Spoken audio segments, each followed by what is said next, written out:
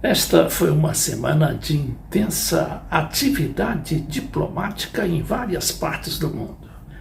Vejamos aqui na China, houve esse acordo histórico entre o Irã e a Arábia Saudita e patrocinado justamente pela China.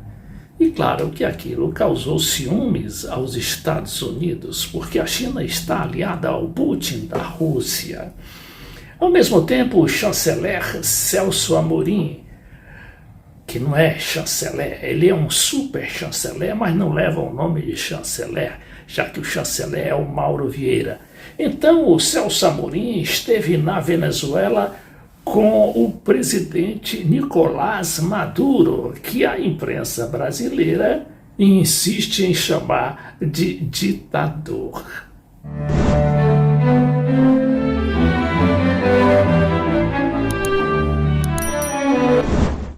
Agora, o que tem a ver a atividade da China com a atividade do Celso Amorim aqui na América Latina? É que o Celso Amorim está justamente se antecipando à chegada da China, que já está lá, inclusive, há muito tempo, como a gente vai comprovar por uma queixa lá do Comando Sul dos Estados Unidos, nesse mesmo vídeo. Bom, mas aí o Celso Amorim foi lá atrás, inclusive do pagamento que a Venezuela deve ao Brasil de cerca de $1 bilhão. Mas o que ele quer mesmo é restabelecer o comércio, que antes chegou até $10 bilhões na época do Chaves, mas que com essa conchambrança aí de Bolsonaro e ao surto direitista na América Latina. Só que também não era só o Celso Amorim que estava ali na Venezuela, estava também o chanceler Mauro Vieira, o chanceler oficial, lá no Paraguai, em Assunção, falando com o presidente Mário Benítez. Lá também era outro caso, que a imprensa não costuma chamar de ditador, apesar de ele pertencer ao partido do antigo ditador, Stroessner, o general Stroessner, que governou o Paraguai com mão de ferro durante 50 anos. E o Benítez é filho do secretário particular do Stroessner. Sim, mas ele não é ditador, ele é presidente, ele foi eleito, mas pelo Partido Colorado, que está no poder justamente desde a época do Stroessner. Sim, mas ele não é ditador, ele é presidente, ele foi eleito, mas pelo Partido Colorado, que está no poder justamente desde a época do Stroessner. Aqui essa questão da China é muito importante porque ela mexe no tabuleiro político atual. E diz assim, por exemplo, esse jornal Infobae de Buenos Aires: alarma pelo papel do regime chinês na distensão entre Irã e Arábia Saudita.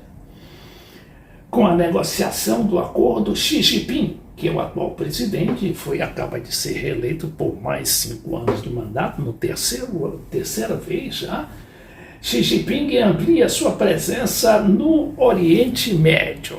É aí os Estados Unidos perdendo terreno novamente para a Rússia, porque a Arábia Saudita, o Irã já estava em acordo com a Rússia, e a Arábia Saudita, que também estava se aproximando daquele país, da Rússia, do Putin, justamente por causa de seus interesses em matéria de petróleo. A Arábia Saudita é um grande produtor de petróleo, como é o Brasil, grande produtor de petróleo, e a Venezuela também. Então temos que ficar de costas para a Venezuela só porque o Bolsonaro ali rompeu relações diplomáticas e de um ato totalmente absurdo, porque abandonou ali um país. E agora, por quê? Qual era a razão que o Bolsonaro alegava para romper relações e fechar, inclusive, os prédios lá, tanto da embaixada quanto do consulado?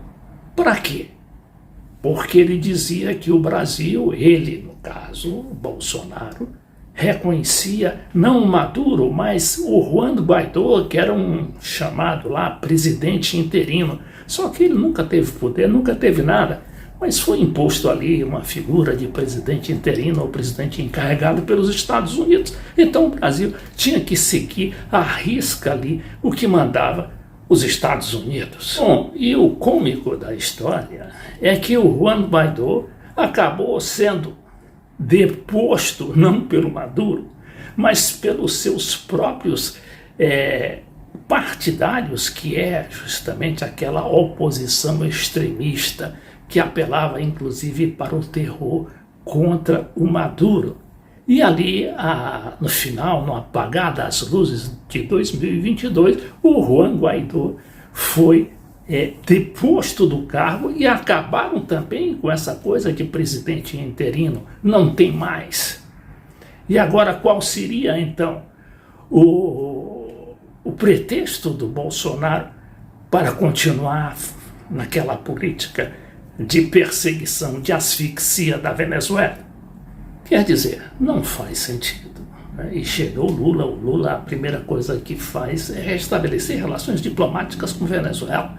E ao mesmo tempo se reaproximar tanto do Paraguai quanto do Uruguai. E o Lula já esteve no Uruguai pessoalmente na viagem que ele fez à Argentina. Ele fez questão de passar antes por Montevideo para falar com o presidente Lacalle Pou, que está ali meio de sentido do Alberto Fernandes na política do Mercosul. E, ao mesmo tempo, também o Lula manda o chanceler Mauro Vieira a Assunção tentar uma aproximação com o Mário Abdo. Tudo isso é diplomacia. Tudo isso é negócios, tudo isso tem a ver com os interesses diplomáticos, comerciais e econômicos do Brasil. Pois é isso que se chama diplomacia.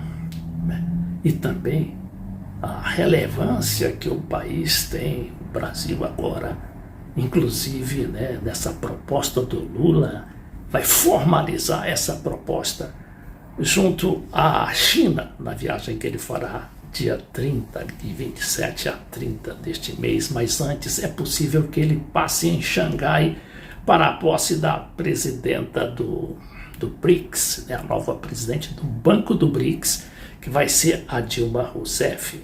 O banco tem sede lá em Xangai e já emprestou ao Brasil 4 bilhões de dólares a juros bem beneficiados, muito melhores do que aqueles do FMI, que exige até os olhos da cara, toda vez que faz um empréstimo ao Brasil ou qualquer país periférico. Finalmente, a gente viu aqui a própria atividade, a ação dos Estados Unidos também ali na América Latina, ainda que, como sempre, fazendo ameaças.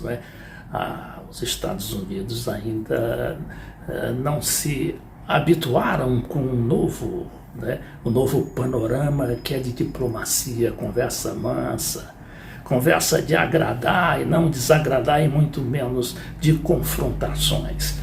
Mas aqui é a chefe do Comando Sul dos Estados Unidos, a general Laura Richardson,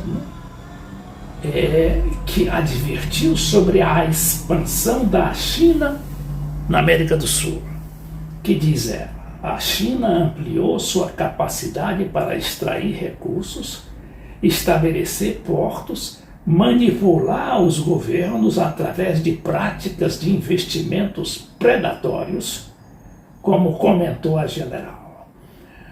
A general Laura Richardson, chefe do Comando Sul dos Estados Unidos. Comando Sul, a gente sabe que é aquele comando que controla praticamente através da presença de navios, espias ou mesmo abertamente, com sua presença ali ao longo de toda a América Latina, passando tanto pelo Pacífico como pelo Oceano Atlântico.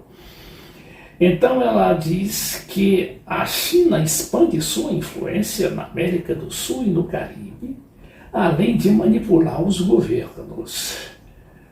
Segundo explicou Richardson, o governo do gigante asiático que é a China continua expandindo sua influência econômica, diplomática, tecnológica, informativa e militar na América Latina e o Caribe.